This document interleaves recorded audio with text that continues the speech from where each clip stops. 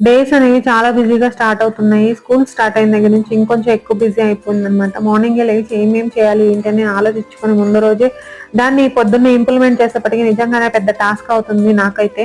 సరే ఏదో ఒకటి చేద్దాం, ఆకుకూర వండుదామంటే అవి కూడా తినరు. నాకు తెలుసు మా పాప ఇవి తినదని. కానీ సరే అట్లీస్ట్ ట్రై చేద్దాం, స్కూల్‌కి వెళ్తుంది కదా! ఆ భయంతో అన్నా తింటుందేమోనని ముందే ఇంట్లోనే పేచి పెట్టిందనమాట కర్రీ చూసి. నేను తిననంటే తినను అని చెప్పింది.